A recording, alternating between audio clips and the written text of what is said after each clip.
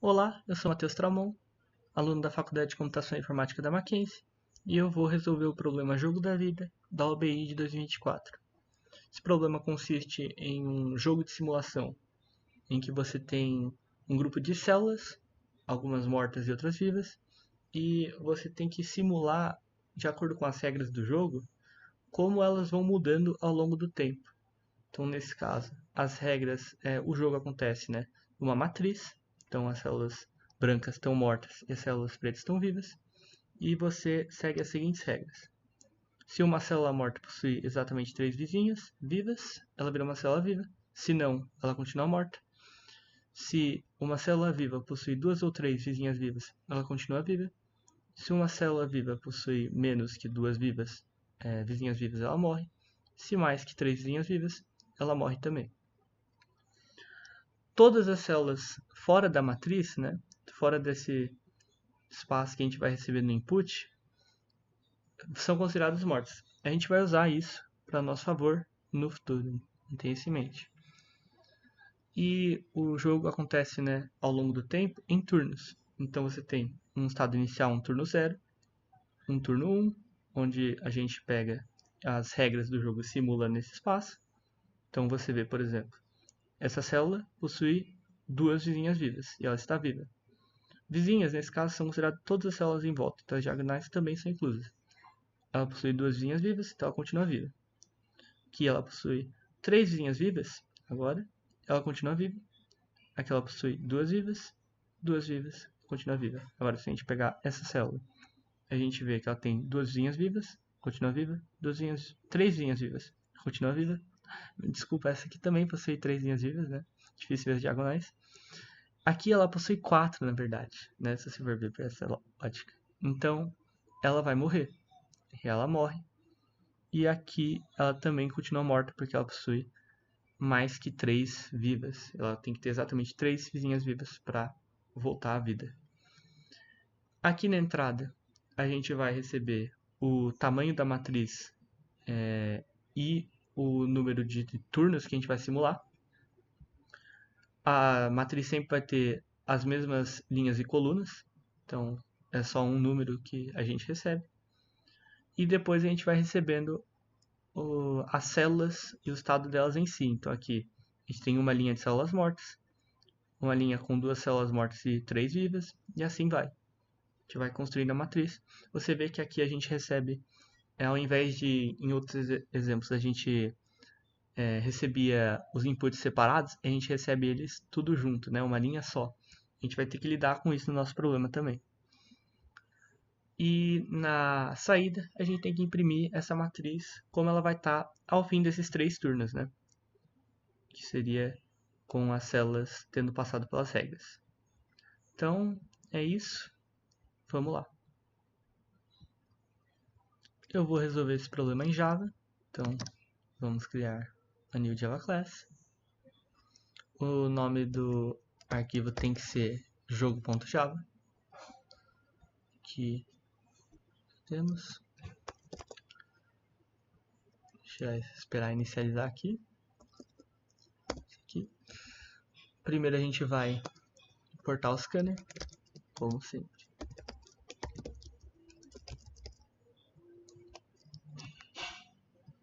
Criar o scanner.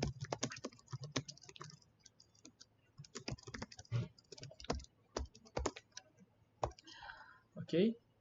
Aqui a gente vai criar as primeiras 2 variáveis de input, que vai ser o tamanho da matriz e o número de passos, ou o número de turnos, como é que você queira chamar. E a gente vai criar a matriz com base nisso. Agora, tem algo bem importante. Geralmente uma matriz seria assim, mas a gente vai fazer uma matriz de 3 dimensões. Por quê? Porque essa terceira dimensão vai simular o tempo, os turnos, cada turno da matriz. Então, a gente cria aqui matriz células e aqui vamos ter o tamanho nas primeiras duas, nas linhas e colunas, e essa terceira dimensão ela só vai ser uma dimensão de tempo. Então a gente vai colocar o número de passos para que a gente possa saber quando é o passo 1, o passo 0, o passo 1, o passo 2, etc. Para a gente não ter que ficar criando novas matrizes, né? A gente tem meio que várias matrizes dentro de uma só com essa terceira dimensão. Aqui a gente vai, para evitar problemas de index out of bounds, a gente vai dar duas linhas a mais e duas colunas a mais dessa matriz. Por quê? Se você voltar aqui no problema, você vai ver que ele diz para nós que todas as células fora dessa matriz podem ser consideradas mortas. Então, a gente vai pegar duas linhas e adicionar elas como linhas meio que fantasmas, linhas de células mortas com as quais não vão ser interagidas, e duas, desculpa, seria linha assim, e duas colunas que são de células mortas também. Essas linhas e colunas não vão receber nenhuma interação, elas estão lá para que o nosso código não saia da matriz e não dê um erro de index out of bounds. É só uma tecnicalidade, mas é bem importante para fazer esse programa funcionar. E além disso, a gente vai adicionar mais um para o número de passos, porque além do primeiro, do passo 0, nós também temos que adicionar o número de passos que ele pede, né? Então, para que a gente, por exemplo, receba 3 passos e não fique 0, 1, 2, vai ficar faltando um passo, a gente adiciona mais um para ficar 0, 1, 2, 3, ok? Só para levar em conta o estado inicial. Agora, a gente vai fazer um loop pela matriz, que você precisa de dois fors, um dentro do outro.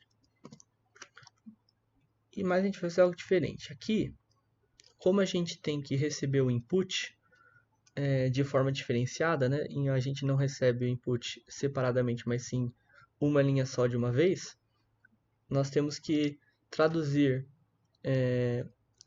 essa string que a gente vai acabar recebendo para dígitos e depois ints propriamente ditos. A gente vai fazer um array de char aqui, que vai chamar de dígitos, e a gente vai receber ele. Na verdade, a gente tem que fazer algo mais direto, né? Então, a gente vai receber como o input como uma string. Depois a gente vai converter essa string para um array de char. E daí a gente vai converter a cada interação da matriz esses dígitos para ints de fato. Eles são caracteres, né? Melhor dizendo. Tem algo importante que eu esqueci de mencionar aqui. Como nós temos duas linhas mortas e duas colunas mortas que não vão ser utilizadas, para que esse programa funcione, a gente tem que começar sempre um avançado, né, a linha e a coluna, um avançado e um para trás, para que a gente não entre em contato com essas linhas e colunas mortas. Nós não queremos interagir com elas, então vai começar sempre um avançado e acabar um mais cedo. Ok? Daí nós vamos pegar esses dígitos e transformar em índice de fato, né? É uma tecnicalidade que a gente tem que fazer para que esse programa funcione. Então, daqui a gente pega ou melhor dizendo, seria isso aqui, né? A gente, na verdade, seria o J, tanto faz o I ou J. A gente tem que, como ele está avançado, nós temos que trazer ele um para trás, né? Para que o array funcione. O array não tem a ver com a matriz. Então a gente dá um -1 aqui. E se esse caractere for o caractere 0, que note, por isso que a gente está fazendo isso. O caractere 0 é diferente do número 0, né? O int 0. Então a gente tem que transformar ele em um int 0. Se esse caractere for 0, na matriz a gente vai adicionar um caractere, um int que corresponda a 0, né? É só uma questão de traduzir, essencialmente, né? Ou melhor, né? If, não. Se else. Mesma coisa, caso seja um caractere 1, né?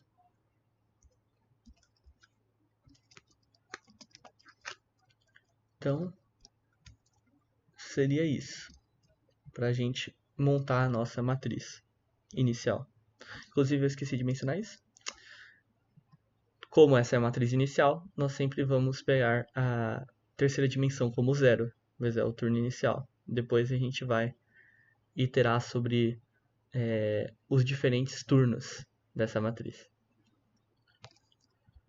Eu acabei de me lembrar aqui que não devemos escrever next line para pegar a string, mas sim next, porque pode ter uma interferência com buffer com relação ao next int. É complicado, mas basicamente se a gente usasse o next line, ele não leria essa string corretamente, ele teria uma interferência com o next int. Então é melhor simplesmente usar um next aqui para ler a string, ok?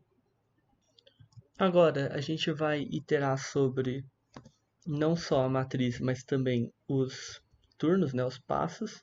Então primeiro a gente vai fazer um for de p aqui. E por baixo a gente vai fazer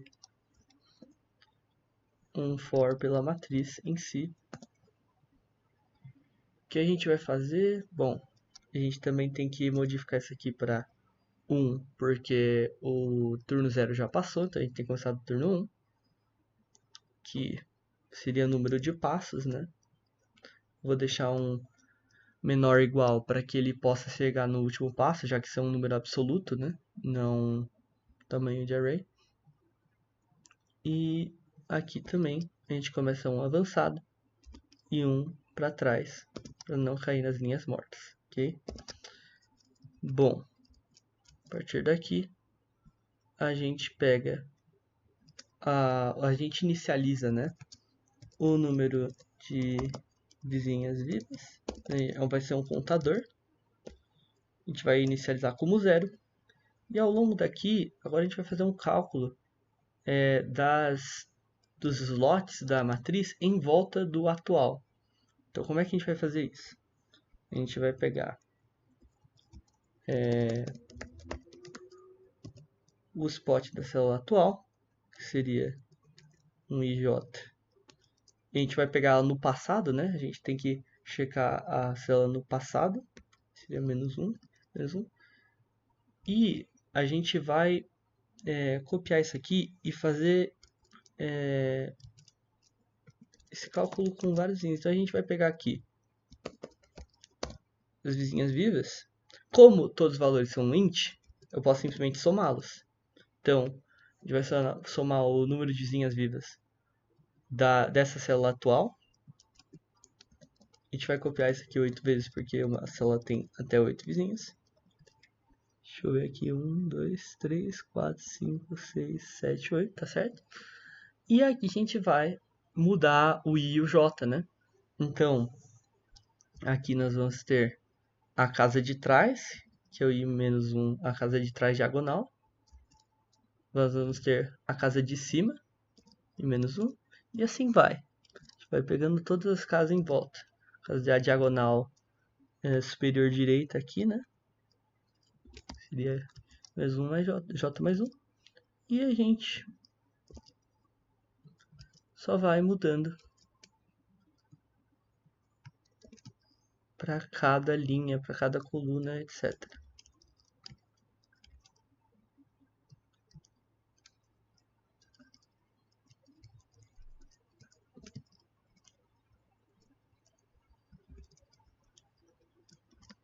Ok? Sim, tá tudo IP-1. Lembrando, porque a gente está pegando a matriz anterior, né? Porque nós vamos criar uma matriz nova. A cada turno que se passa, a gente vai criar uma matriz nova em cima, com as células nos seus novos estados. E é exatamente isso que a gente vai fazer agora. A gente vai construir a matriz nova. Então a gente vai pegar aqui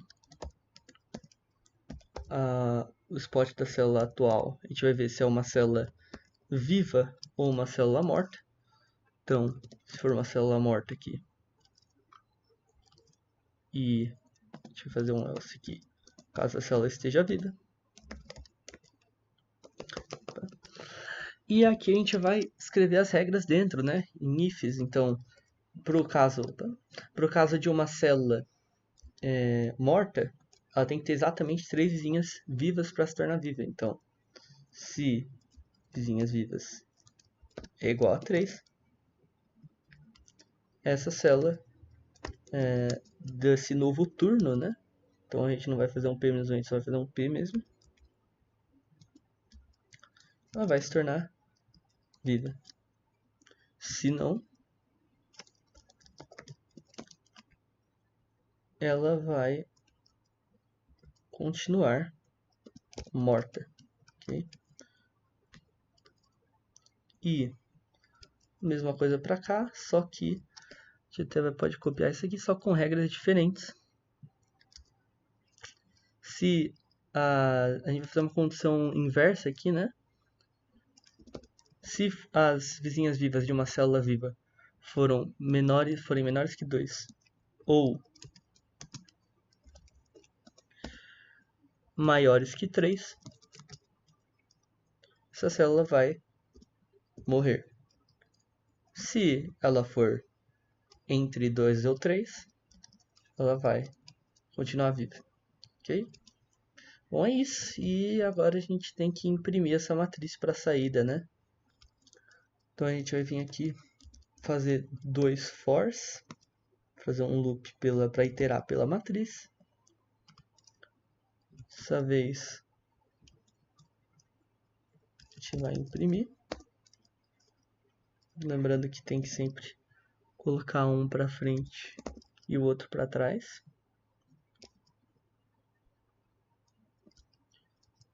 E o IJ e o número de passos, já que é o último turno. E para ficar de acordo com a entrada que o enunciado pede também, a gente vai colocar uma linha vazia aqui para cada linha, né? Para cada linha que a gente passa. Opa, me esqueci aqui também que como na saída também tem que estar tudo junto, a gente não vai dar um print ln que vai criar um espaço, mas sim um print, ok? Agora eu vou enviar minha solução no Nevis Academy. Ok.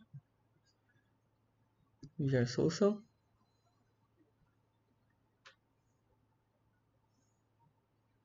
Opa, desculpa, eu esqueci, né?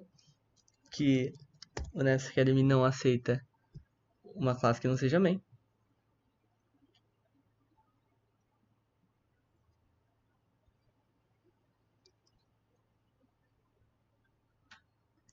E aceito. Muito obrigado por assistir e até o próximo vídeo.